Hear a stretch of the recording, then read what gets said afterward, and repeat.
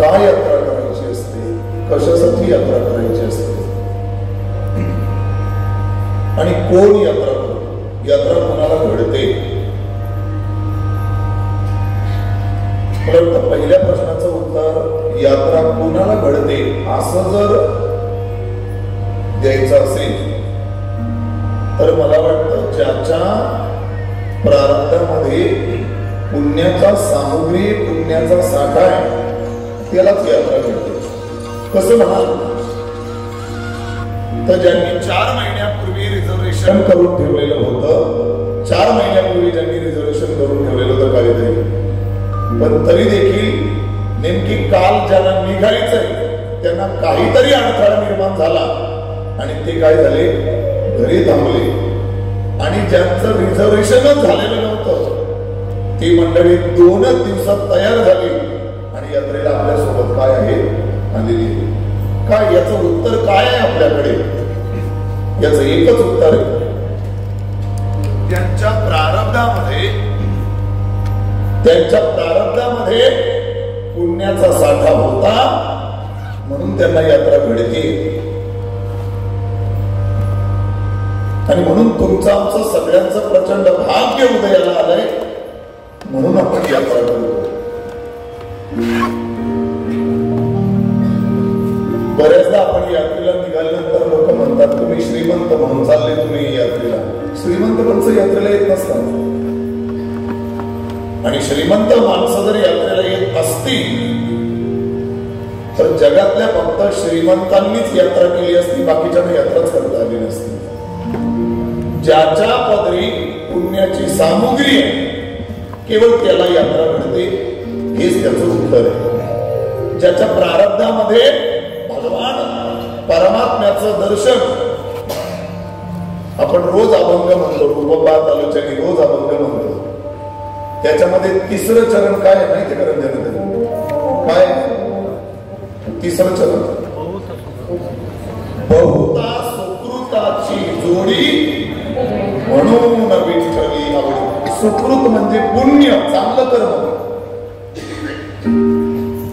ज्याच्या प्रारब्धामध्ये सुकृताची जोडी आहे, जोडी म्हणजे साठा, ज्याच्या प्रारब्धामध्ये पुण्याचा साठा आहे, सत्कर्माचा साठा आहे, त्यालाच परमात्मा आवडतो. परमात्मा त्याला आवडतो. एखाद्याला ईश्वर आवडत नाही, दोष त्याचा या जन्मातला त्या व्यक्तीचा नाही, दोष त्याच्या मागच्या जन्मातल्या प्रारब्ध कर्माचा दोष आहे. मी तुकोबारांच्या प्रमाणानं हे सिद्ध करून दाखवेन. जगद्गुरु तुकोबाराय एका अभंगामध्ये आपल्या प्रारब्धाला धन्यता देतात. जगद्गुरु तुकोबाराय असं म्हणतात, धन्य मी मानीन आपुले संचित. तुकोबाराय बोलतात, माझं मागच्या जन्मातलं जे काही संचित आहे मी त्या संचिताला धन्यवाद देतो, त्याचे आभार मानतो. विचारलं तुकोबारायांना, तुकोबाराय मागच्या संचिताला, मागच्या जन्मातल्या कर्माला का आभार मानता तुम्ही, का त्याला धन्यवाद देताय? तर जगद्गुरु तुकोबाराय त्याचं उत्तर देतात, राहिलेसे प्रीत तुझे नाही. देवा, मी माझ्या संचिताला, माझ्या प्रारब्धाला धन्यवाद देतोय. याचं कारण की या जन्मामध्ये तुझ्या नामावर, तुझ्यावर माझं प्रेम राहिलंय किंवा तू मला आवडतोस, तुझी सेवा मला घडते. याचं सगळं श्रेय, याचं सगळे धन्यवाद त्या मागच्या जन्मातल्या कर्माला देईल, मागच्या जन्मातल्या संचिताला देईल. म्हणून मी कायम माझ्या कीर्तनात हे वाक्य बोलतो, एखाद्याच्या दारात मंडप असतो, सत्याचा दारात, पण तरी देखील ते मंडपात येऊन बसत नाही, ते घरात बसून काय करते, टीव्ही बघत असते. काय कारण आहे? एकच कारण, त्याचं मागच्या जन्मातलं कर्म, त्याच्या मागच्या जन्मातलं पाप त्याला त्या मंडपामध्ये येऊ देत नाही. म्हणून तुम्ही आम्ही सर्वजण प्रचंड भाग्यवान आहोत. आपल्याला तीर्थयात्रा घडते. पहिल्या प्रश्नाचं उत्तर दिलं. तीर्थयात्रा का घडते, कोणाला घडते या प्रश्नाचं उत्तर. आता दुसऱ्या प्रश्नाचं उत्तर बघूया. का करायची तीर्थयात्रा, नाही केली तर काय म्हणून बिघडणार आहे, का करायची तीर्थयात्रा? तर त्याचं कारण असं आहे, परमार्थाचा सारासार विचार जर आपण केला तर परमार्थाच्या सारासार विचाराचा एकमेव हेतू एकच, पुण्य संपादन करणे. आणि पुण्य कशासाठी संपादन करायचं तर ईश्वर प्राप्ती करता पुण्य सामग्री मिळवायची असते. कुठलंही एखादा दान देत असेल, इच्छा एकच, मला पुण्य प्राप्त झालं पाहिजे. देणगी देत असेल, एकच इच्छा आहे, पुण्य प्राप्त झालं पाहिजे. नामस्मरण करतो, पुण्य प्राप्त झालं पाहिजे. परमार्थाचा सारासार विचार करू गेलो तर एकमेव हेतू आहे, तो हेतू म्हणजे पुण्य संपादन करणे. पुण्य संपादन करण्याच्या अनेक वाटा आहेत, पण त्या वाटा आपल्याला तेवढ्या शक्य होत नाही. मी साधं उदाहरण सांगतो बघा. किती भाविक येते की रोज किमान आम्ही 5 माळा भगवान परमात्म्याच्या नामस्मरणाच्या बोलतो, जो गुरुने आम्हाला मंत्र दिलाय. मला वाटतं आलेले 75% तर माळकरीच आहेत सगळे. मग माळकरी आहेत म्हणजे गुरुकडनं आपण कोणता तरी मंत्र घेतलेला असेल. जे उरलेले 25% आता पहिला माळकरी ते विचार करणार आहेत या यात्रेमध्ये, विचार करणार आहे. ऐका, किती आपण घरी राहून जप करतो, होत नाही आपल्याकडनं जप. पुण्य संपादन करण्याच्या अनेक वाटा आहेत, अनेक मार्ग आहेत, पण ते सगळेच मार्ग मनुष्याला आचरण करणं शक्य नाही, जमत नाही, होत नाहीत आपल्याकडनं.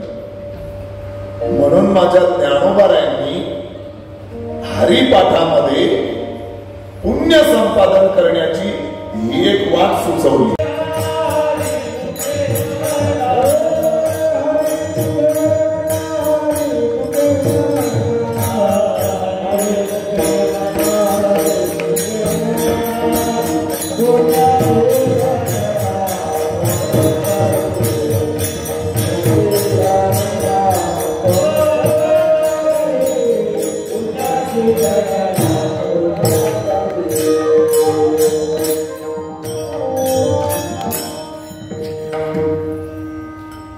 दुसरा प्रश्न बघतोय आपण, का करायची तीर्थयात्रा? अनेक पुण्य संपादन करण्याचे अनेक मार्ग आहेत, पण ते सगळेच मार्ग संसारिकाला जमत नाही. आणि म्हणून माझ्या ज्ञानोबारांनी हरिपाठ नावाच्या ग्रंथामध्ये सगळ्यात शेवटच्या अभंगात शेवटी ज्ञानोबारांनी काय म्हणाले, खरं तर सगळा हरिपाठ बघितला तर या सगळ्या हरिपाठामध्ये प्रत्येक अभंगामध्ये ज्ञानोबारांनी केवळ आणि केवळ कोणत्या साधनेला महत्व दिले दिसले? नाम साधनेला महत्व दिलेलं आहे. कोणतंही अभंग बघा ज्ञानोबारांनी नाम साधनेला महत्व दिलं. पण ज्ञानोबारांना सरते शेवटी कळलं की ही नाम साधना आपण रोज हरिपाठामध्ये म्हणतो, नाम संकीर्तन रोज म्हणतो, आपण रोज म्हणतो, पण नामसंकीर्तन साधन सोपं आहे. पण मला बसलेल्या प्रत्येकाने उत्तर द्या, खरंच नामसंकीर्तन साधन सोपं असून सुद्धा आपण ते किती घेतो, दिवसभरामध्ये किती घेतो? सोपं आहे, नामसाधन अत्यंत सोपं आहे, पण अत्यंत सोपा असून सुद्धा आपण दिवसभरात नामसाधना किती करतो हा स्वतःच्या मनाला प्रश्न विचारतो. हे ज्ञानोबारांच्या अभंगात ज्ञानोबारांनी हरिपाठ रचना करताना ज्ञानोबारांच्या सरते शेवटी हे ध्यानात आलं. आणि मग ज्ञानोबारांनी अभंगाच्या त्या शेवटच्या अभंगामध्ये ज्ञानोबारांना एक प्रमाण टाकावं लागलं. काय?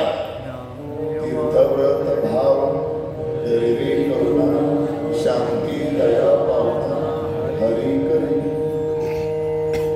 तीर्थयात्रा करा. तीर्थयात्रेने मनुष्याला काय करता येईल?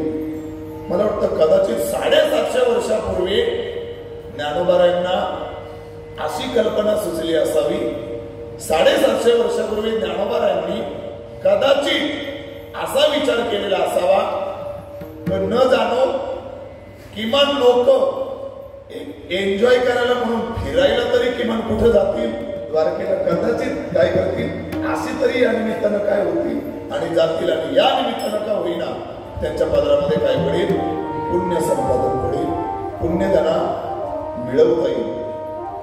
म्हणून पुण्य संपादन करण्याच्या अनेक वाटा जरी असल्या तरी त्या सगळ्या वाटा आपल्याला जगणं शक्य नाही. म्हणून पुण्य संपादन करण्याकरता ज्ञानोबारांनी पुढचं प्रमाण बघा, शांती दया पाहुणा हरी करी. एकदा तीर्थयात्रेच्या माध्यमातून अशा अनेक साधनाच्या माध्यमातून तुम्ही पुण्य संपादन केलं की तो भगवान परमात्मा, तो हरी तुमच्या घरी पाहुणा म्हणून आल्याशिवाय राहणार नाही. याकरता तीर्थयात्रा करायची. आता तिसरा प्रश्न आहे, कधी करायची, कधी करायची. तर माझ्या साधू संत महात्म्यांनी त्याचं उत्तर दिलं की तीर्थयात्रा कधी केली पाहिजे. तर माझे साधू संत महात्मे म्हणतात, जोपर्यंत तुमचे हात व्यवस्थित आहे, जोपर्यंत तिसऱ्या मजल्यावर जरी तुम्हाला रूम मिळाली तरी व्यवस्थित चढता येईल असे पाय जोपर्यंत. आमच्या भोईरताई आहेत का, कुठे बसल्या भोईरताई, मनीषा भोईर कुठे आल्या नाही, त्या जोडल्यात.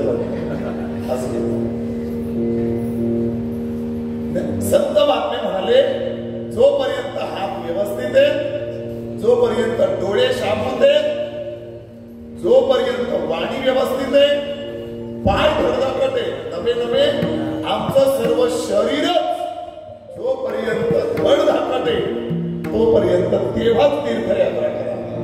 जवळ सकळ सिद्ध हाय तीर्थयात्रा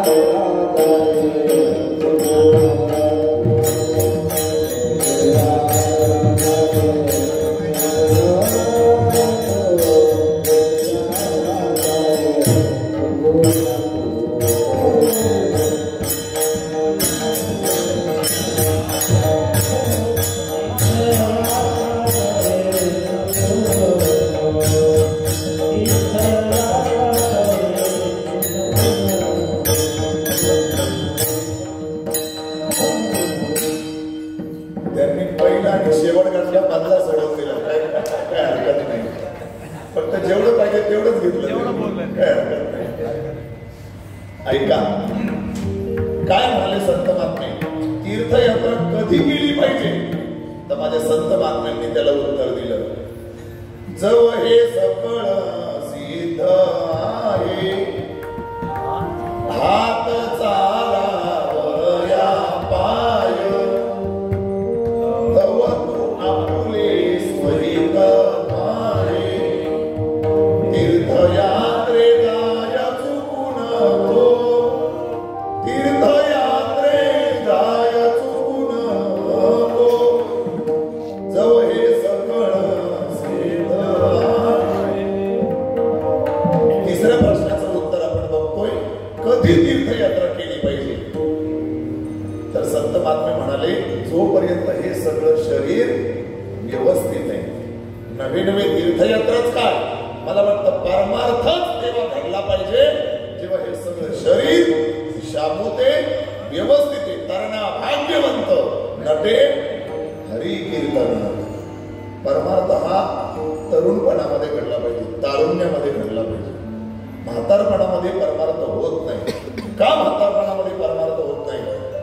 सगळी इंद्रिय आमची शिथिल झालेली असतात, गलित गात्र झालेली असतात, इंद्रिय काम करत नाही, काम करत नाही. आता बऱ्याच जणांच्या मनात असेल, अरे आमच्या पांडुरंगाचं दर्शन तर एकदम पाया आम्हाला डोकं टेकून होतोय आणि इथून तर लांबूनच दर्शन. पण सज्जनो ऐका, त्या भगवान परमात्म्याची सूक्ष्म नजर जेव्हा लांबून दर्शन आपण घेतो तेव्हा त्या देवाच्या नजरेला नजर आपण काय करायची असते, प्राप्त करायची असते. मंदिरामध्ये कासव असतो, कासव माहिती बघितलंय कधी, का ठेवतात ते कासव? तर हे कासव कसलं प्रतीक आहे माहिती आहे? या जगात एकमेव कासव असा जीव आहे, कासव असा प्राणी का तो आपल्या पिलांना जन्म दिल्यानंतर अंगावर पाजत नाही. तो अंगावर पाजत नाही. मग ती पिलं कशी वाढतात? त्या पिलांना भूक लागली की तो कासव त्या आईच्या डोळ्याकडे बसते. ते कासवी त्या पिलांच्या डोळ्यात डोळे घालून फक्त बघते. बस त्या डोळ्यात डोळे घालून बघितलं का त्या पिलांची भूक आपोआप काय होते? भागवते. आपण भगवान परमात्म्याकडे जाताना भगवान परमात्मा जसं तो ती कासवी त्या पिलांच्या डोळ्यात बघितल्यानंतर जशी त्यांची भूक भागते तसं भगवान परमात्मा ही कासवी नाही आणि तुम्ही आम्ही आपण सगळी तिची कोण आहोत? पिल्ल आहोत. पिल्लं. त्या देवाच्या नजरेला नजर लावून आपण दर्शन घेतलं पाहिजे. नजरेला नजर लावून बस नजरेनं त्या भगवान परमात्म्याची आपल्यावर कृपा झाल्याशिवाय राहणार नाही. त्याचं प्रतीक अजून दुसरं कारण का मंदिरामध्ये कासव ठेवतात? तुम्ही कासवाला कधी हात लावून बघा. हात लावून कासवाला हात लावल्याबरोबर नरेशजी काय करता येते? कासव त्याचे हात पाय डोकं सगळं आतमध्ये घेता येते. सगळं आतमध्ये घेता येते. काय अर्थ आहे त्याचा? का मंदिरामध्ये कासव ठेवला जातो? तर ते कासव जसं आपली सगळी इंद्रिय आतमध्ये उडून घेत आहे तसं मंदिरामध्ये जाताना आपलं मन आपली इंद्रिय आपण अंतर्मुख करून भगवान परमात्म्याकडे गेलं पाहिजे. तर दर्शन भगवान परमात्म्याचं होतं. मंदिरात गेल्यानंतर तुम्ही मंदिरात असाल आणि मन चित्त इंद्रिय तुमची बाहेरच्या विषय भोगाकडे जर धावत असतील आपल्याला खरं दर्शन केव्हाच होणार नाही. म्हणून भगवान परमात्म्याकडे जाताना इंद्रिय आकुंचन पावली पाहिजे. अर्थात इंद्रिय अंतर्मुख झाली पाहिजे. त्याचं प्रतीक म्हणून ते पहिले कासवाचं दर्शन मग आपल्याला काय होतं? देवाचं दर्शन. आणि म्हणून जोपर्यंत हे धडधाकट आहे तोपर्यंतच आपण काय केली पाहिजे? तीर्थयात्रा केली पाहिजे. एरवी तीर्थयात्रा होणार नाही. परमार्थ तरुणपणामध्ये घडला पाहिजे. म्हातारपणामध्ये सगळी इंद्रिय गलित कार्य झालेली असतात. ऐकायला नीट येत नाही, बोलायला नीट जमत नाही, बॅगा उचलायला नीट मग जमत नाही. प्रचंड अनंत अडचणी.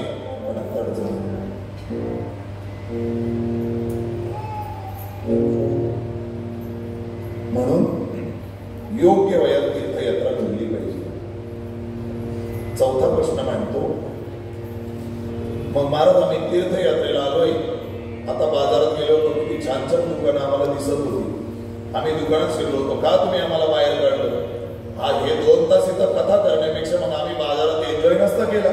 आम्ही यात्रेला आलोय ना, फिरायला आलोय ना आम्ही, मग कथा कशाला यात्रेमध्ये?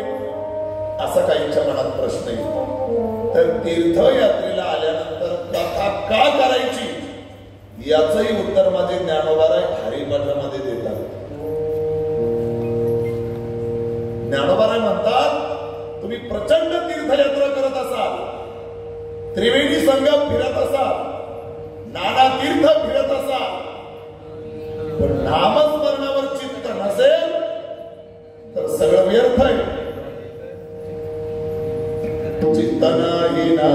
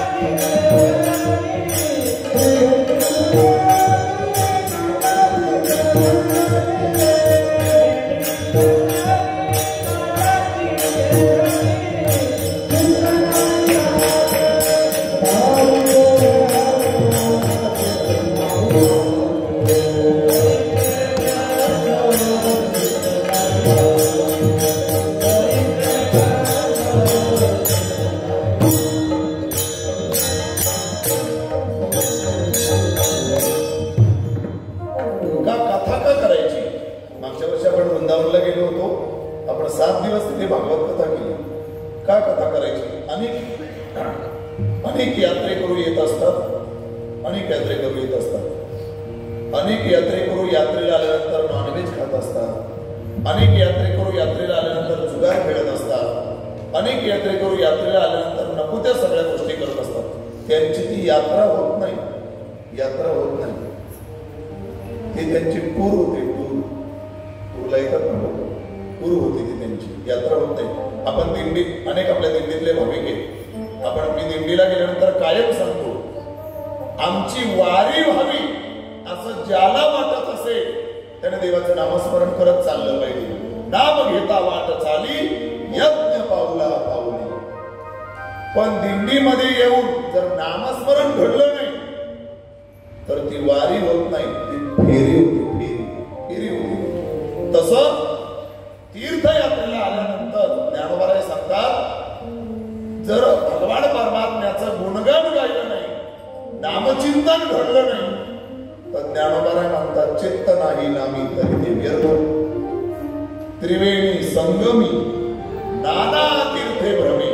त्रिवेणी संगमावर जा की ज्ञानोबाराय बोलतात, अनेक तीर्थयात्रा फिरा, पण एवढ्या सगळ्या तीर्थयात्रा फिरून जर नामस्मरण तीर्थयात्रेमध्ये घडत नसेल तर तुमची ती तीर्थयात्रा व्यर्थ आहे. असं मी बोलत नाही, ज्ञानोबाराय हरिपाठामध्ये सांगतात.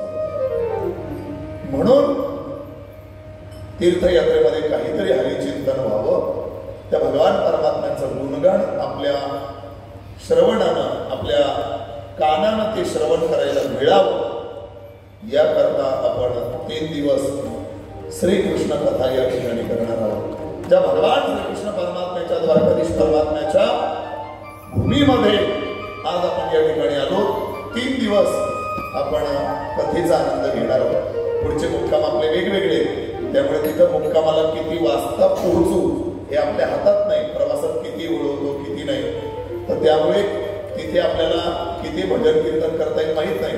लवकर पोहोचलो तर आपण भजन कीर्तन किंवा हरिपाठ, आपल्याकडे अनेक कीर्तनकर मंडळी, हरिभक्ती परायण यावर्षी एकादशी मंडळाचे सन्माननीय अध्यक्ष एकनाथ परत मांजे आलेले आहेत. महिला कीर्तनकार आमच्या हर्षलताई मगर आमच्या सोबत आहेत. दुसरे आमच्या महिला कीर्तनकार राजेशताई मस्कर आमच्या सोबत आहेत. त्यामुळे जर पुढे आपल्याला वेळ मिळाला, लवकर पोहोचलो तर कीर्तन, प्रवचन, हरिपाठ जे आपल्याला योग्य होईल ते आपल्याला करता येईल. मुद्दा एवढाच आहे, याकरता ही कथा करायची, याकरता आपल्याला नामस्मरण करायचंय. आपली तीर्थयात्रा जरूर आनंद घ्यायचाच आहे. प्रत्येक व्यक्तीचा आनंद वेगवेगळ्या गोष्टीमध्ये त्यांनी मांडलेला असतो. कुंडनला जर कोणी सप्त्याला आला असेल, कुंडनला, तर त्या कुंडनला सप्त्याला आलेल्या लोकांना विचारा, तेलांच्या मध्ये नाचण्यात आनंद आहे का त्या हरिपाठात जी कुंडनला लोक नाचत होती, कदाचित व्हॉट्सअप ग्रुपवर आपल्या शूटिंग पडली असेल, ती काय आनंद होता, तो प्रचंड आनंद होता. त्यामुळे या कथेच्या माध्यमातून तो आनंद आपण या ठिकाणी घेणार आहोत. आज आपण भगवान श्रीकृष्ण परमात्म्याचा जन्मोत्सव संपन्न करणार आहोत. भगवान परमात्म्याच्या अवताराची कथा आपण या ठिकाणी श्रवण करणार आहोत. कोणकोणती आपण पुढे ठिकाणं बघणार आहोत, कसं जाणार आहोत, कुठे जाणार आहोत, मगरताई आपल्याला सगळं त्याचं मार्गदर्शन करतील. खर तर इकडे आपण कधी आलो नसतो, मगरताई अनेक वेळा इकडे येतात, म्हणून मी ठरवलं मगरताई हे सगळं नियोजन आपण करा. मी सगळ्या मंडळींना गोळा करेन. आमचा ग्रुप आहे दरवर्षीचा, रिझर्वेशन मी करेन, सगळी बाकीचं मी सगळं करेन. फक्त तिथलं सगळं नियोजन, अगदी जेवणा खावण्यापासून सगळंच तुम्ही बघा, कारण मला इकडचा अनुभव नाही, हे एक कारण.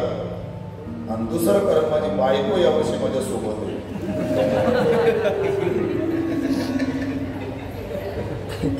म्हणजे महाराज तिने मला ताकीद देऊन ठेवली होती, तुम्ही माझ्या सोबत राहत असाल तर मी यात्रेला येईल, नाही तर तुमचं तुम्ही जा, मी माझी यात्रा आपली घरीच करीन. आता गेल्या वर्षी तुम्ही बघत होता, सगळं नियोजन मी करतो, तुम्हाला कथेला सुद्धा यायला अगदी शेवटी 15-20 मिनिटं मला कथेला आणि येऊन बसावं लागत होतं.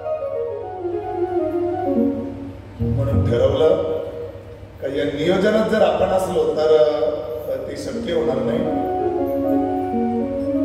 म्हणून मगरताईनं म्हटलंय सगळं नियोजन तुम्ही करा. मी बाकीची आमची मंडळी सगळी आहेत आमच्या सोबत, सगळी ते करतील. त्यामुळे मगरताई यावर्षी आपल्या सोबत आहे. इकडचा त्यांना प्रचंड चांगला अनुभव आहे. अनेक वेळा ते अनेक यात्रेकरूंना या ठिकाणी ते घेऊन येत असतात. अनेक वेगवेगळ्या ठिकाणाचं मार्गदर्शन आपल्याला त्या करतीलच. ज्या ठिकाणी उद्या आपण जाणार आहोत काय तिथलं महत्व आहे तेही आपल्याला पटवून त्या देतीलच. समुद्र अगदी शेजारीच आहे आपल्या. एक दिवस आपण समुद्र स्नानासाठी देखील जाणार आहोत. कारण जगातल्या सगळ्या गंगा, जगातल्या सगळ्या नद्या या कुठे येतात? समुद्रामध्ये.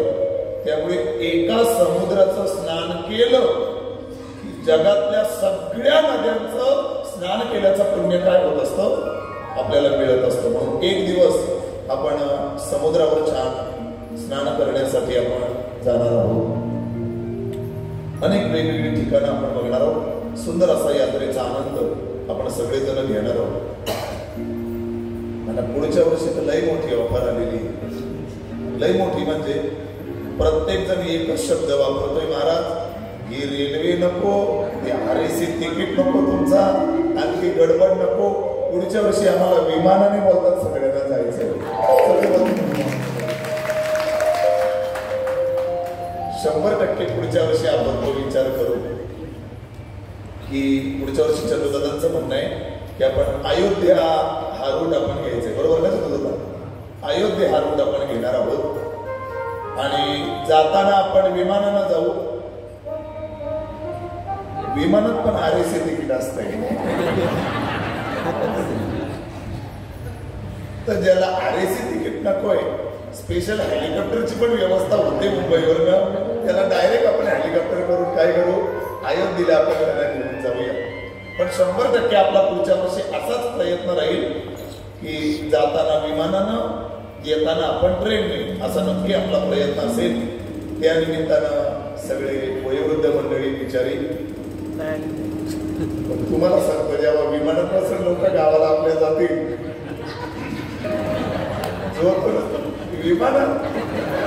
मी विमानात बसलो होतो. प्रचंड एक छान आनंद आपण त्याही विमान प्रवासाचा आपण सगळेजण या निमित्तानं घेणार आहोत. असो, अधिक वेळ न घेता आपल्याला थोडा वेळ आज कथा करायची आहे. कारण प्रवासानं आपण सगळेजण थकलेलो आहोत. आज आपल्याला आराम करायचा आहे. कारण उद्या पहाटे 5ला आपण जायला निघणार आहोत. तर त्यामुळे आपल्याला आराम मिळाला पाहिजे. त्यामुळे आज अगदी अर्धा पाऊण तास आपण कथा करूया. भगवान परमात्म्याचा केवळ जन्मोत्सव बघूया आणि कथेला आपण या ठिकाणी थांबणार आहोत. ज्या द्वारकाधीश भगवान परमात्म्याची कथा आपल्याला बघायची आहे, त्या भगवान श्रीकृष्ण परमात्म्याची कथा आपल्याला बघायची आहे, त्याच्या चरित्राला सुरुवात करण्यापूर्वी 2 मिनिटं त्याचं भजन करूयात आणि त्याच्या कथेला, त्याच्या चरित्राला आपण सुरुवात करूया.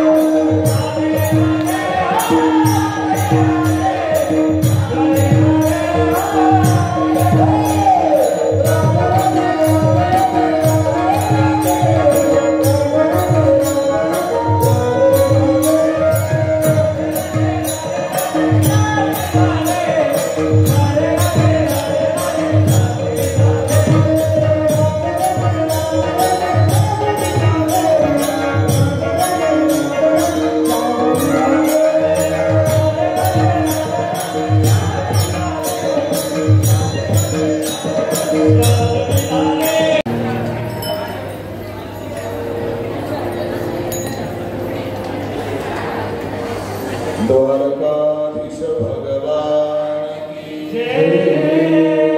राधा रानी सरकार की जय। भगवान परमात्मा केव्हा अवताराला येतो? श्रीमद भगवद्गीता 2 कारण सांगते. नंबर 1, केव्हा ईश्वर अवताराला येतो? तर पहिलं कारण आहे यदा यदा हि धर्मस्य ग्लानिर्भवति भारत अभ्युत्थानमधर्मस्य तदात्मानं सृजाम्यहम्. पहिलं कारण, ज्या ज्या वेळेला अधर्म वाचतो, अधर्म वाढतो, भगवान परमात्मा त्या अधर्माचा नाश करण्याकरता आणि धर्माची पुनर्स्थापना करण्याकरता भगवान परमात्मा अवताराला येतो. पहिलं कारण.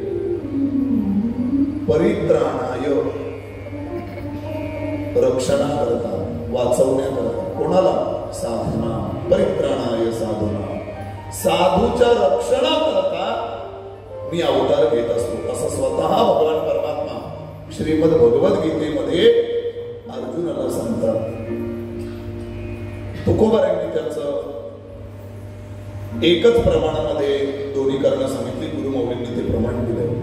धर्म रक्षावय अवतार घेसी आपुल्या पाळीसी भक्त जना.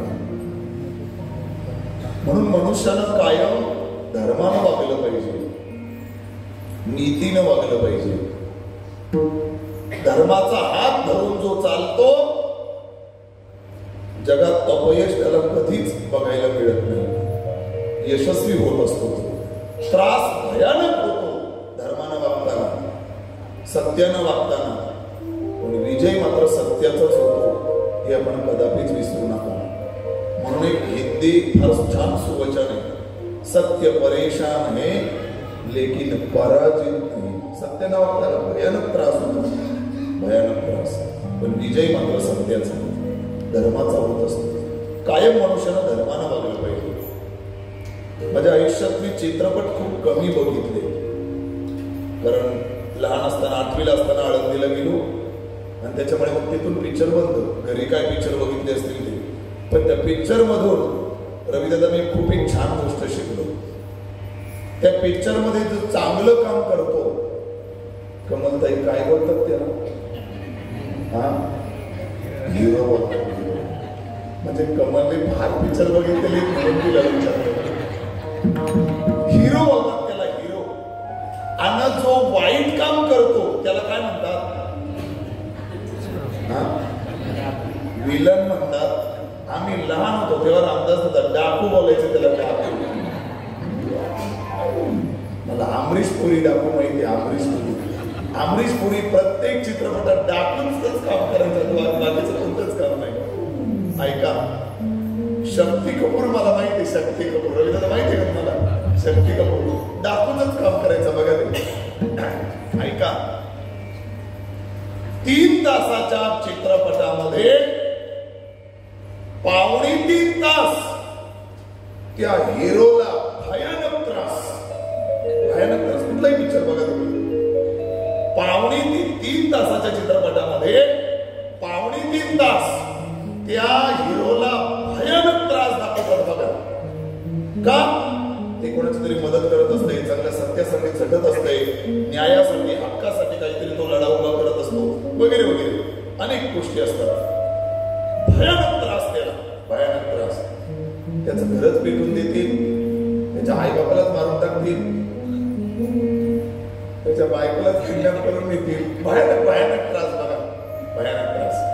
पण त्या पिक्चरची शेवटची जी 10 मिनिटाची फायटिंग असते ना, फायटिंग, मला सांगा त्या फायटिंग मध्ये प्रशांत महाराज कोण जिंकलेलं दाखवलं? बोला, हिरोज. मी आजपर्यंत माझ्या आयुष्यात एकही शेवटी डाकू जिंकलेलं बघितलं नाही. बोला, पिक्चर मधलं बोलतो मी, पिक्चर. मी आयुष्यात फार कमी चित्रपट बघितले, पण एक गोष्ट ही नक्की शिकलो. काय? हिरो चांगलं काम करतो, सत्यासाठी झडतो, झगडतो, त्याला भयानक त्रास होतो, पण विनर मात्र कोण? हिरोच.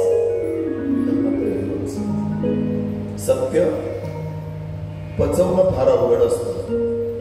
म्हणून माझं कायम आग्रह आहे बघा, एखादा माणूस आपल्याला वाईट बोलतो, एखादा कोणीतरी आपलं कौतुक करावं म्हणून काम करू नका. समाजानं चांगलं बोलावं म्हणून काम करू नका. आणि दुसरी बाजू, समाज वाईट बोलतो म्हणून चांगलं काम करणं कधी सोडू नका. कधी सोडायचं नाही, कधी सोडायचं नाही. फार एक गोड उदाहरण ऐकलंय का मोठ्या महात्म्याच्या तोंडून? ऐका. एक साधू नदीवर स्नान करता गेलाय आणि त्या नदीमध्ये त्याला विंचू तडफडताना दिसला. विंचू. त्याला दया आली, या विंचवाला वाचवलं पाहिजे, कारण मी साधू आहे. त्याने त्या विंचवाला असं ओंजळीमध्ये उचललं. उचलल्याबरोबर त्या विंचवाचा स्वभाव त्यानं नांगी मारली. नांगी मारल्याबरोबर त्याला वेदना झाल्या. हात झटकला त्याने. हात झटकल्याबरोबर ते विंचू पुन्हा त्या पाण्यात पडलं. पाण्यात पडल्यानंतर विंचू पुन्हा तडफडायला लागला. पुन्हा साधूला दया आली, पुन्हा त्याने त्याला ओंजळीत उचललं. पुन्हा विंचवाला नांगी मारली, पुन्हा वेदना झाल्या, हात झटकला. असं 4-5 वेळा झालं. त्या नदीच्या किनाऱ्यावर सकाळी सकाळी एक गुराखी गुरं घेऊन चारायला आलेला होता. तो हे सगळं बघत होता. त्यानं बघितलं, त्याने आवाज दिला, अरे साधू काय करता, मूर्ख आहात का? म्हणले काय झालं? अरे काय झालं म्हणजे? मगापासून मी बघतोय तो विंचू तुम्हाला चावतोय, तरी तुम्ही त्याला पुन्हा पुन्हा पुन्हा पुन्हा वाचवण्याचा प्रयत्न करताय. साधूनं दिलेलं उत्तर घरी घेऊन जाण्यासारखं आहे. काय उत्तर आहे साधूचं आहे का? साधू म्हणला, त्यात काय विशेष आहे? हा विंचू साधा एवढासा जीव आहे, तो जर त्याचा स्वभाव तो सोडत नाही. काय त्याचा स्वभाव आहे? चावण्याचा. तो जर एवढासा जीव आहे तो विंचू, तो जर त्याचा चावण्याचा स्वभाव सोडत नाही, तर मी माझा परोपकार करण्याचा स्वभाव का बरं सोडून देऊ? तो त्याचं काम करतोय, मी माझं काम करतोय. त्याचं चावणं काम असेल, पण बुडत्याला वाचवणं साधू म्हणून माझं काम, मी माझं काम करतोय. त्यामुळे नेहमी सत्याची बाजू तुकोबारांना प्रमाण द्यावं लागलं. तुका म्हणे सत्य कर्मा व्हावे सहाय्य. धर्मरक्षक करता महाभारतातला गोड प्रसंग आहे. मी कायम बोलतो, पांडव किती होते? पांडव किती होते? 5 ना. कौरव किती होते? 100. ऐका, 5 पांडव असून त्यातला एकही कमी झाला नाही, आणि 100 कौरव असून त्यातला एक सुद्धा राहिला नाही. कशाची ताकद आहे? धर्माची ताकद आहे, सत्याची ताकद आहे. म्हणून दुर्योधन ज्या दिवशी रणांगणामध्ये धारातीर्थी पडलाय, द्रौपदी त्याच्या जवळ गेली रणांगणात द्रौपदीनं दुर्योधनाला प्रश्न विचारला, दुर्योधना मरशील म्हणले तू आता, शेवटच्या घटका मोजतोयस, पण मला उत्तर दे. अरे आम्ही तर 5 जण होतो, तुम्ही 100 जण होता. आमच्यापेक्षा लाख पटीनं सेना तुमच्या बाजूने होती. अरे कर्णासारखे, भीष्माचार्यासारखे, द्रोणाचार्यासारखे, कृपाचार्यासारखे महान योद्धे तुमच्या बाजूने होते, आमच्या बाजूने असं कोणीच नव्हतं. तरी देखील तुझी ही अवस्था का झाली? आज मरणारीस तू आता, शेवटच्या घटना मोजतोय. त्या मरते वेळेस त्या दुर्योधनानं द्रौपदीला खरं उत्तर देऊन गेला. तो दुर्योधन म्हणाला, द्रौपदी ऐक, तुझ्या प्रश्नाचं उत्तर असं आहे, जानामि धर्मम न च मे प्रवृत्तिम, जानामि अधर्मम न च मे निवृत्तिम. त्याचा अर्थ असा आहे, द्रौपदी, धर्म म्हणजे काय हे मला चांगलं माहिती होतं, जाणत होतो मी धर्म म्हणजे काय, पण न च मे प्रवृत्ती, मला त्याच्या प्रवृत्तीवर कधीच जाता आलं नाही. आणि जानामि अधर्म, अधर्म म्हणजे काय आहे, वाईट म्हणजे काय आहे हे मला ठाऊक होतं, मी जाणत होतो, मला ते कळत होतं, पण न च मे निवृत्ती, मला त्यातनं निवृत्तच कधी होता आलं नाही. आणि म्हणून माझी ही अवस्था आहे. म्हणून सत्यानं वागताना, धर्मानं वागताना त्रास होईल, विजय मात्र सत्याचा आहे, धर्माचा आहे, हे विसरू नका. आणि म्हणून भगवान परमात्मा धर्मरक्षणाकरता अवतार घेत असतो. द्वापार युग सुरू झालं आणि प्रचंड सज्जन अधर्म, या पृथ्वीवरील अधर्म वाढू लागला. कंसासारखे, बकासुरासारखे अनेक आसूर, राक्षसादी या पृथ्वीवर जन्माला आले. पृथ्वीला पापाचा बोजा आता सहन होत नाही, म्हणून पृथ्वीनं धेनूचं रूप घेतलं, अर्थात गायीचं रूप घेतलं. ब्रह्मदेवाकडे गेली पृथ्वी, विनवण्या करू लागली, देवा सहन होत नाही मला आता पापाचा बोजा, काहीतरी करा. ब्रह्मदेवानं आश्वासित केलं, घाबरू नका, लवकरच भगवान परमात्मा देवकी आणि वसुदेवाच्या पोटी जन्म घेणार आहे, अवताराला येणार. पृथ्वीला प्रचंड आनंद झाला. इकडे कंसानं आपली बहीण देवकी, तिचं वसुदेवाबरोबर लग्न ठरवलेलं होतं. लग्न लागलेलं, लग्नाची वरात निघाली, सुंदर अशी लग्नाची वरात निघाली. स्वतः कंस मामा रथावर सारथी बसलेला आहे. आणि नेमकी त्या लग्नाची वरात निघालेली असताना आकाशवाणी झाली, अरे कंसा, आठवा याचा पुत्र बधील तुझसी. ज्या बहिणीच्या लग्नाची तू आज वरात काढलीस, पण याच बहिणीपासून होणारा 8वा मुलगा तुझा काळ म्हणून जन्माला येणार आहे, तुला मारणार आहे. कंसानं विचार केला, हिच्या मुलापासून मला, आईच्या 8व्या मुलापासून धोका आहे. हिला मुलगा होईल तेव्हा ना मुलगा, हिला आताच म्हणले काय करून टाकतो.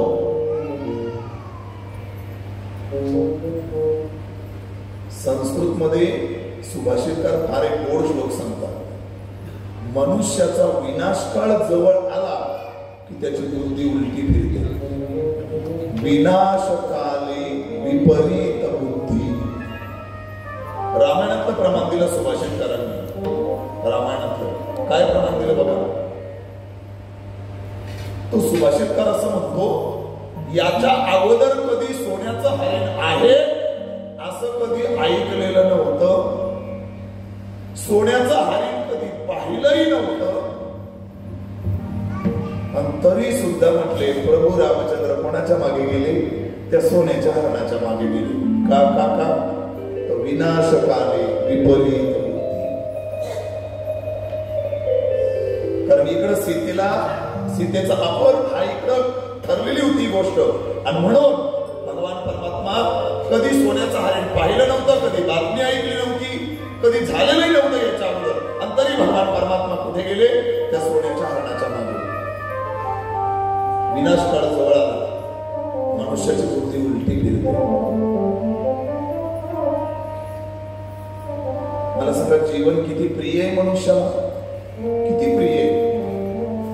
पण तरी देखील विनाशकाळ जवळ आला की एका मिनिटात माणसं औषध पितात आणि आयुष्य काही करून टाकतात, संपवून टाकतात. विनाशकाले विपरीत बुद्धी. एरवी द्यावर औषध प्यायला त्याला पिणारच नाही, कुणीच पीत नाही. विनाशकाले विपरीत बुद्धी. ते रावण म्हणला आत्ताच याला मारून टाकतो. तलवार काढली आणि वसुदेवाने देवकीच्या मानेला लावली. वसुदेवाने हात धरला. हे वेडायच, अरे आमच्या 8व्या बहिणी तुझी सख्खी बहीण आहे, बहिणीला मारतोस म्हटले. माझं जाऊ दे बहीण, अरे आज लग्न झालंय तुझ्या बहिणीचं, आज लग्न झालंय. पण भाऊजी म्हणले आकाशवाणी ऐकली नाही का तुम्ही? अरे हो ऐकली, पण एक काम कर, आम्हाला तुरुंगात ठेव. आमच्या 8व्या मुलापासून धोका आहे ना, आम्हाला तुरुंगात ठेव. जेवढी मुलं होती, वचन देतो तुला मी, जेवढी मुलं होती ती सगळी मुलं तुला समर्पित करेन. त्याच दिवशी, ज्या दिवशी मुलगा जन्माला येईल त्याच दिवशी तुला समर्पित करेन. तुला काय करायचंय कर त्या मुलाचं. पटलं त्या वसुदेवाला. बहिणीच्या डोळ्यातले अश्रू त्याला बघितले आणि पटलं त्याला. तुरुंगात ठेवलं. काय आश्चर्य आहे बघा. आपल्या जीवनात थोडीशी जरी वाईट घटना घडली, आपल्याला वाईट पडतं त्याचं, पण देवाच्या बापाचं ज्या दिवशी लग्न लागलंय त्याच दिवशी देवाचा बाप कुठे गेला होता?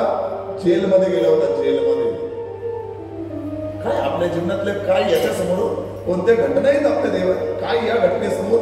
ज्या दिवशी देवाच्या बापाचं बोलतो मी, देवाच्या बापाचं लग्न, देवाच्या बापाचं ज्या दिवशी लग्न लागलं त्याच दिवशी त्याला तुरुंगात जावं लागलं. प्रभू रामरायाचा ज्या दिवशी राज्याभिषेक होणार होता त्याच दिवशी प्रभू रामरायाला कुठे जावं लागलं होतं? बरं, मुहूर्त काय आपल्या शापूरच्या भटजीने काढला नव्हता. कोणी काढला होता मुहूर्त? वशिष्ठ मुनींनी, वशिष्ठ महामुनींनी मुहूर्त काढला होता.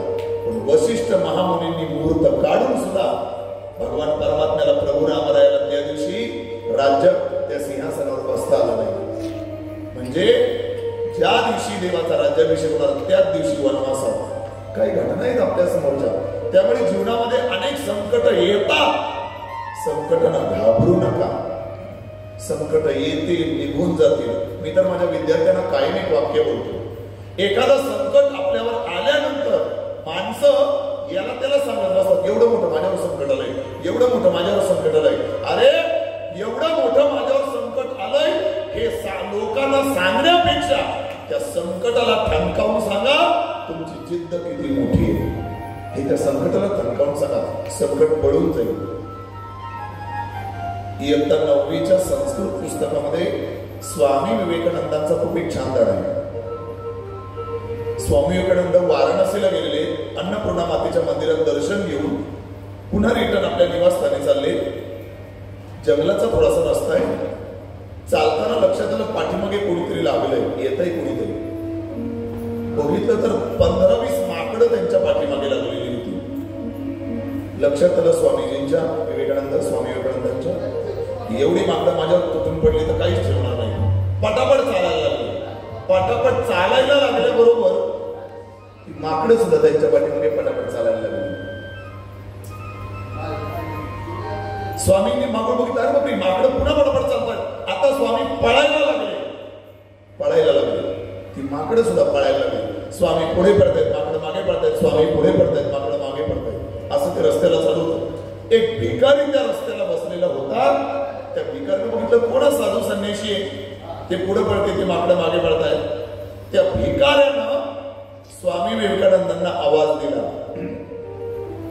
अरे संन्यासी अलंभेन आपदाभिमुखः भवतः. त्या भिकाऱ्यानं सांगितलं, अरे संन्यासा अलंभेन, संकटाला घाबरू नकोस. आपदाभिमुखः भवतः, संकटांना सामोरं जा. एका मिनिटात ट्यूब पेटली स्वामी विवेकानंदांची.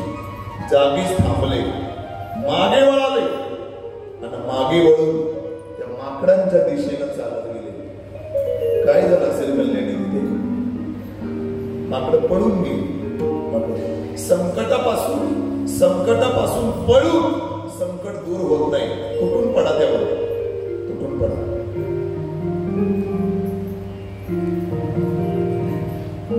अनेक संकट येत असतात जीवनामध्ये. घाबरू नका, सामोरं जा. उलट आमच्या संत महात्म्यांनी तर असा खुलासा केला की जर एखादी वाईट घटना आपल्या जीवनामध्ये घडली तर त्याचं दुःख व्यक्त करू नका, आनंद व्यक्त करा. म्हणजे का आनंद व्यक्त करा, तर त्याचं कारण मागच्या जन्मातलं वाईट कर्म आमचं काय चाललंय, संपून चाललंय आमच्या प्रारब्धातलं. त्यासाठी तुम्ही आनंद व्यक्त करा. खेद म्हणू नका त्याचा, खेद म्हणू नका. वसुदेव आणि देवकीला तुरुंगामध्ये ठेवलं. बघता बघता बघता बघता देवकीला दिवस गेले आणि देवकीला दिवस गेल्यानंतर पहिलं बाळ जन्माला आलं. पहिलं बाळ जन्माला आल्यानंतर ठरल्याप्रमाणे कंसाला निरोप दिला. पहिलं बाळ जन्माला कंसाला वसुदेवजीनं आपल्या स्वतःच्या हातानं ते बाळ कंसाच्या हातात दिलं. कंसानं त्या बाळाला हातात घेतल्यावर दया आली त्या कंसाला. आणि कंसानं विचार केला, मला कितव्यापासून धोका आहे? 8व्यापासून. मग 8व्यापासून मला धोका आहे. पहिलं बाळ का बरं मी मारू, सोडून देतो. हे घ्या तुमचं बाळ, तुम्हाला मी चाललो. निघाला ते कंस.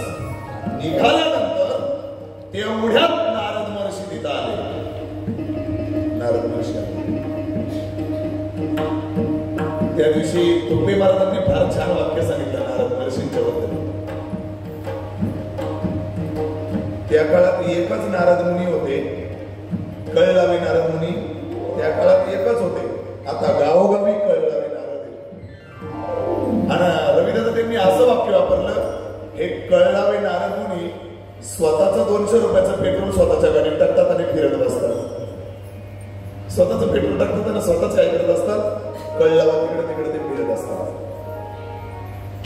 मी कायम बोलतो, तेव्हाही कळीचा नारद होता, आताही कळीचा नारद आहे. फक्त फरक एवढाच आहे, तेही नारद कळ लावत होते, हेही नारद कळ लावतात. फरक एवढाच आहे, ते नारद कळ लावत होते तर जगाचं कल्याण होत होतं. हे नारद कळ लावतात, अख्ख्या गावाचं वाटोळं होते. बघा तुम्हाला सांगतो, अख्ख्या गावाचं वाटोळं होतं. असो कंसा, अरे मारायचं नाही का त्या बाळाला तुला? म्हणले ऋषीवर, तुम्हाला एक चांगलं माहितीये का मला धोका 8व्यापासून आहे. मग जेव्हा 8वं बाळ जन्माला येईल तेव्हा बघेल म्हणले मी, हे पहिल्या बाळाला कशाला मारू आणि का मी पाप मोडून घेऊ? ते नारद महर्षी म्हणले, वेडायच म्हणले, तू चतुर आहे, तो देव चतुरात तू शिरोमणी. अरे तो सांगेल 8वा येईल पहिल्यांदाच म्हणले, फार फार चतुर आहे म्हणले तो देव. बरं 8वा जन्माला येणारे असं म्हणालाय, पण तुला माहितीये का सुरुवातीपासून 8वा का शेवटून 8वा हे काय सांगितलंय का? म्हणले नाही सांगितलं. वेडेपणा करू नकोस, वेडेपणा करू नकोस. बघ म्हणले, रिस्क देऊ नकोस, तुझ्या जीवन मरणाचा प्रश्न आहे, मारून टाक. बुद्धी फिरवली. पुण्य सारावया आले देव ऋषी, वधी बाळक असे ठेवू. मारून टाक म्हणले या मुलाला. का? बऱ्याच जणांना प्रश्न पडला असेल, नारद तर लोकांचं कल्याण करण्याकरता येतात, साधू आहेत, आणि ते बाळाला का बरं मारायला सांगितलं? त्याचं कारण, जोपर्यंत कंसाच्या हातून 6 बाळं मरत नव्हती तोपर्यंत कंसाच्या पापाचा घडा भरत नव्हता. मारलं त्या बाळाला. दुसरं बाळ जन्माला आलं, त्यालाही मारलं. अशी 6 बाळं मारली कंसानं देवकीची. 7वा गर्भ राहिला, तो योगमायेनं रोहिणीच्या गर्भामध्ये ट्रान्सफर केला. तोच गर्भ म्हणजे बलराम दादाचा गर्भ आहे. बलराम दादा. आता आपण बलराम दादाचं दर्शन घेतलं का नाही तुम्ही? नाही, ती वेड्यासारखी इकडे तिकडे बघत बसता तुम्ही. कुठं मंदिर आहे, काय आहे ते व्यवस्थित बघायचं. आता ज्या द्वारकाधीश मंदिरामध्ये गेले होतो त्याच मंदिरामध्ये बलराम दादाचं एक मंदिर होतं. साड्यांच्या बरोबर लक्ष जात आहे आणि मंदिर तिथंही लक्ष जात. एक तर मला बोलते, देवाच्या लग्नाला घागरा घालू का? मी घागरा.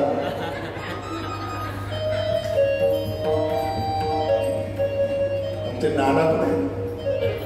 आहे तर नाना आहे बघा. नाना आमचे तयार झाले. जर वहिनीच बोलतात तुमची घागरा गेलं तसं तर मी घागरा घेऊन द्यायला नाना तयार आहे.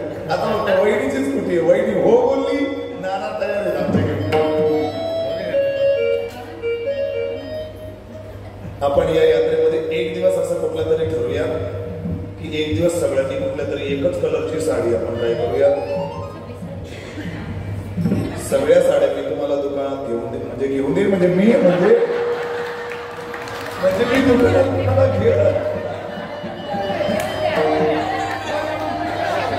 म्हणजे मी दुकानात देईल तुम्हाला आणि दाखवून देईल असं.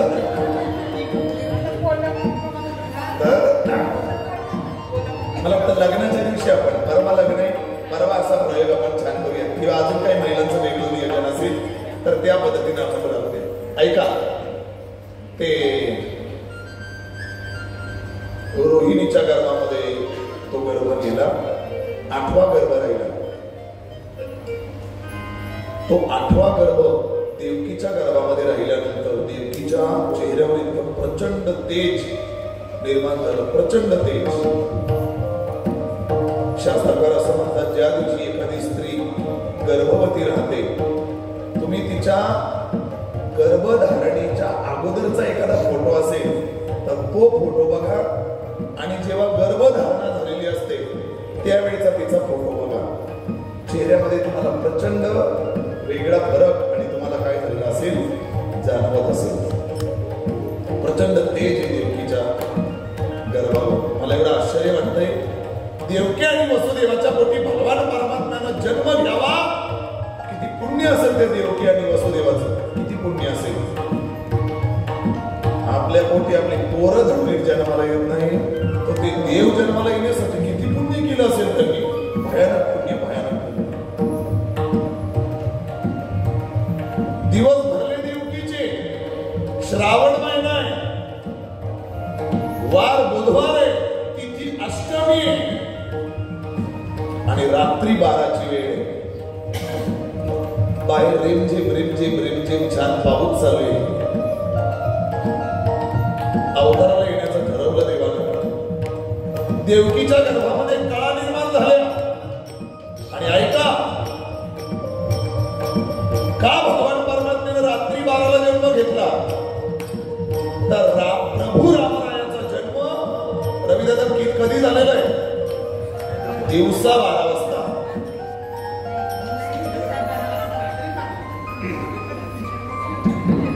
घागरा डोक्यात आहे. घागरा त्याच्यामुळे असं घाला तुम्ही घागरा माझा काय घागरा डोक्यात. ऐका प्रभू रामरायाचा जन्म दिवसा 12ला आहे. जेव्हा प्रभू रामरायानं दिवसा 12ला जन्म घेतला तेव्हा सूर्य प्रचंड नाचू लागला आनंदाने. पण चंद्र नाराज झाला होता. देवानं विचारलं चंद्रा का नाराज झाला असतो. म्हणले देवा सूर्यवंशात जन्म घेतला. मी काही पाप केलं होतं. माझ्या वंशात का जन्म घेतलास म्हणून मी नाराज आहे. तर त्या राम अवतारामध्ये देवाने चंद्राला दिलेलं वचन होतं की चंद्रा नाराज होऊ नकोस. हा जन्म मी सूर्यवंशात घेतलाय. मी पुढचा जन्म चंद्रवंशात घेईल. म्हणून भगवान श्रीकृष्णाचा जन्म रात्री 12ला आहे. म्हणून रात्रीचे 12 वाजलेले. बाहेर रिमझिम पाऊस आहे. श्रावण महिना आहे. सज्जनो स्वर्गातले सगळे देव आतुरतेने वाट बघताय. फुलं घेऊन हातात आहे. वाद्य वाजवताय. सुंदर वाद्यांचं वादन चालू आहे स्वर्गामध्ये. स्वर्गातले सगळे देव नृत्य करताय. अप्सरा नाचू लागल्या. सगळे देव फुला हातात पुष्पवृष्टी करण्याकरता सगळे देव हजर झालेले. आणि बरोबर श्रावण महिन्यामध्ये अष्टमी तिथीला वार बुधवार आहे. रात्री 12ची वेळ आहे. आणि प्रत्यक्ष त्या मथुरेमध्ये त्या कारागृहामध्ये भगवान परमात्मा अवताराला आले. आणि भगवान परमात्मा अवताराला आल्यानंतर प्रचंड आनंद. सगळ्या देवदेवतांना आनंद झाला. प्रचंड आनंद झाला. प्रचंड आनंद. गोपाल कृष्ण भगवान की जय. प्रचंड देवदेवतांना आनंद झाला. सगळ्या नद्यांना आनंद झाला. पशु पक्ष्यांना आनंद झाला. गायींना आनंद झाला. झाडं झुडपांना आनंद झाला. यमुना मैयाला आनंद झाला आणि म्हणून यमुना मैया दुथडी भरून वाहू लागली. डायरेक्ट 8 वर्षाची झाली भगवान परमात्मा. 8 वर्षाची मूर्ती प्रकट झाली त्या कारागृहामध्ये. वसुदेवजी म्हणायला लागले, पोरा बेटा लहान हो. अरे तो कंस मामा टप्पूने म्हटले, छोट बाळ ते कदाचित त्यानं बघितलं तर पहिल्या बाळासारखी किमान त्याला काय येईल, दया येईल म्हणले. छोटा भगवान श्रीकृष्ण परमात्मा वसुदेव देवकीला म्हणतात, पप्पा मम्मी. आपला पप्पा मम्मी नाही म्हणजे आई बाबा, काळजी करू नका. आता मी आलोय ना, हरी आला आता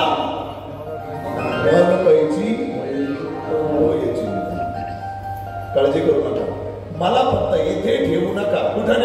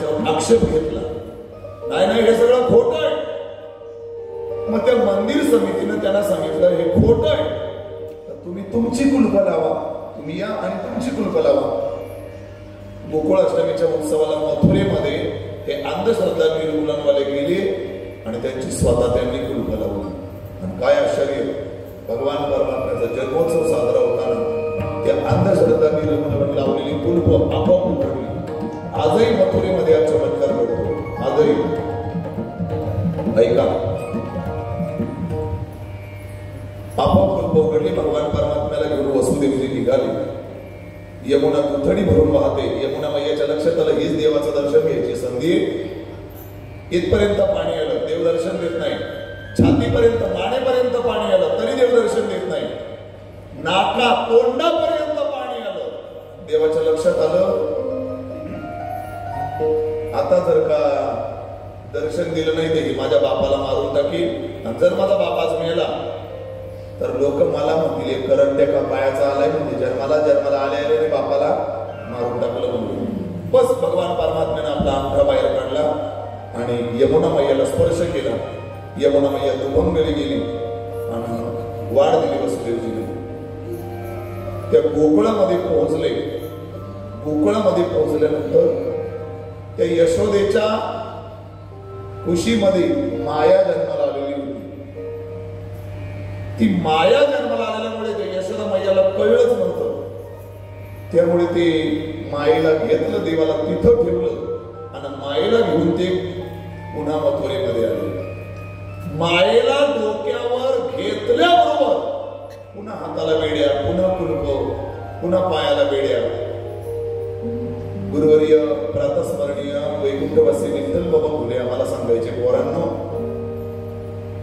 याचा भाव ते असं सांगायचे की ज्यानं देवाला डोक्यावर घेतलंय त्याची बंधनं सगळी सुटतात आणि ज्यानं मायेला डोक्यावर घेतलंय तो बंधनामध्ये काय आहे, अडकून आहे. म्हणून ज्याला वाटतं मी बंधनातनं सुटावं, मोकळं व्हावं, देवाला डोक्यावर घ्या. आणि ज्याला वाटतं मी बंधनात अडकावं, त्यानं कोणाला डोक्यावर घ्या, मायेला डोक्यावर घ्या. चला ना दिल्लीला आमच्या बरोबर. नाही ना, ते नातू सोबत नाही माझ्याशी समजायचं. याने कोणाला डोक्यावर घेतलंय, चला ना दिल्लीला. नाही ना, सून एकटेच घरी राहत नाही ना, समजायचं की कोणाला डोक्यावर घेतलंय, माईला डोक्यावर घेतलं.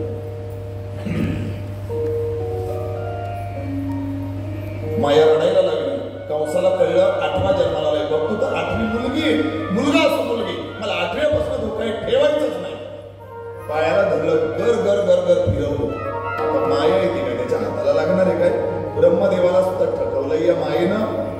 ती माया हातातनं निसटली, सुंदर असं देवीचं रूप धारण केलं आणि ती देवी त्याला म्हणायला लागली, कंसा तुझं लागी वधी उपजला मजा आली.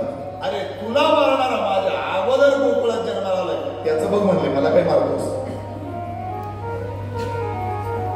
गोकुळात जन्माला आलाय असं सांगितल्यावर कंसाला धरकाप सुटला. कंसानं सभा घेतली.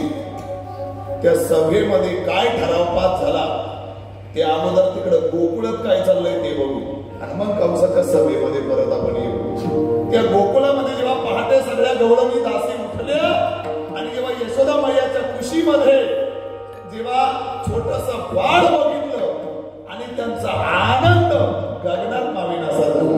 किती सांगू शेवटचा 2 मिनिटं आनंद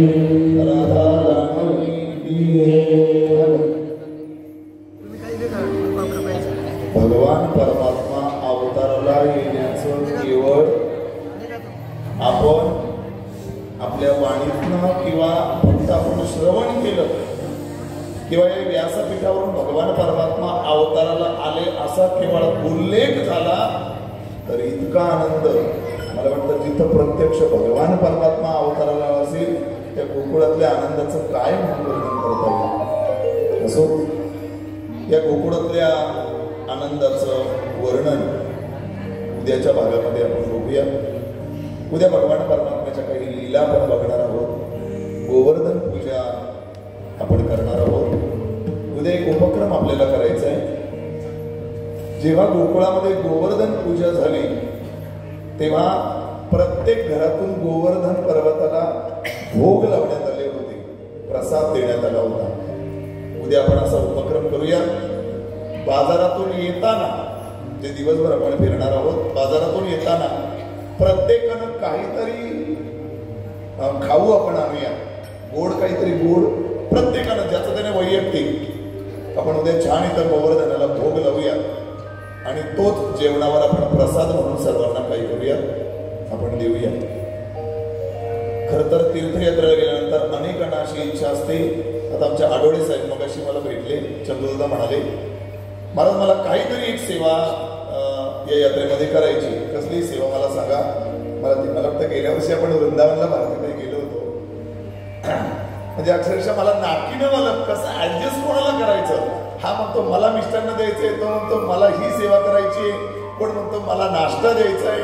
अनेकांनी सकाळच्या नाश्त्याची सेवा घेतली होती, अनेकांनी मिष्टांना सेवा घेतली होती. आता लोक 200 होती आणि दिवस 7च होते. त्यामुळे नाईलाज आपल्याला 15-15, 20-20 जणांचा ग्रुप करून आणि मग त्या एकेका ग्रुपच्या माध्यमातून कोणी मिष्टांना सेवा दिली, कोणी अल्पोपाराची, असे अनेकांनी वेगवेगळ्या प्रकारची सेवा या ठिकाणी देण्याचा प्रयत्न केला. संत महात्मे म्हणाले तिथे एक शीत दिलेल्या अन्न होय कोटी कुळाचे उद्धरण.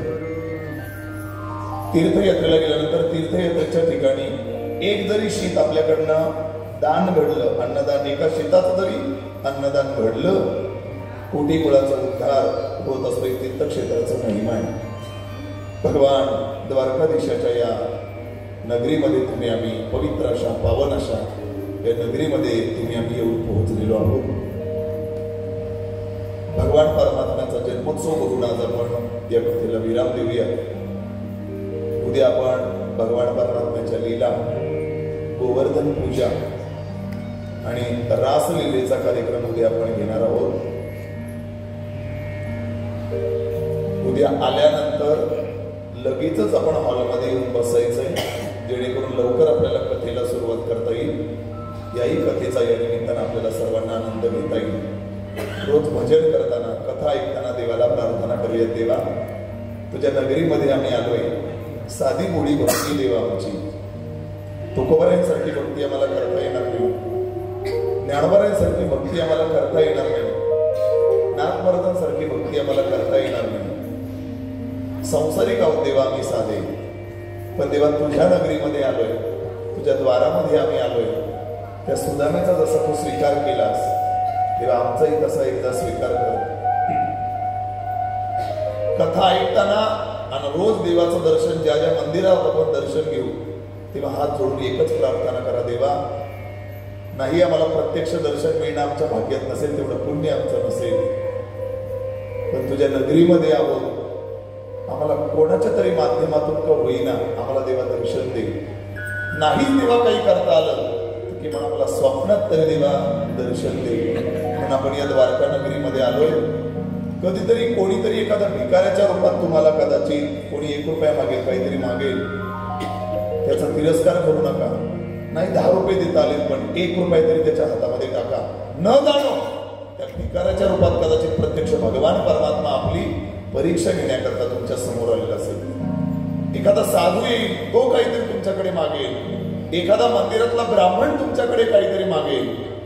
कधीच कोणाचं त्याला रिकामा ठेवू नका, द्या काहीतरी. जेवढं ऐपत असेल, जेवढं शक्य असेल तेवढं ते दान करा, द्या.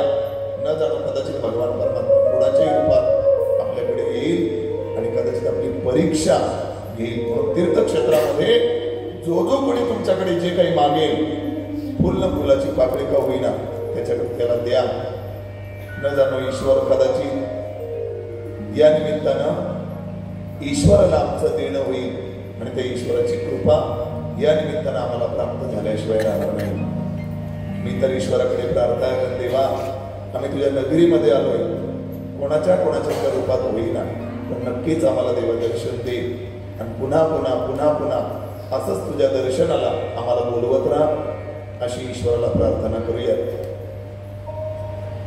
आज आपल्या कथेला विशेष ज्यांची उपस्थिती आहे, स्वतः एक खूप मोठे भागवताचार्य आहेत, हरिभक्तीपरायण गजाननजी महाराज आज या ठिकाणी या सगळ्याला आशीर्वाद देण्यासाठी उपस्थित. जोरदार टाळ्यांनी आपण त्यांचं स्वागत करूया. ते स्वतःही या ठिकाणी अनेक भाविकांना घेऊन यात्रेसाठी, कथेसाठी आलेले आहेत.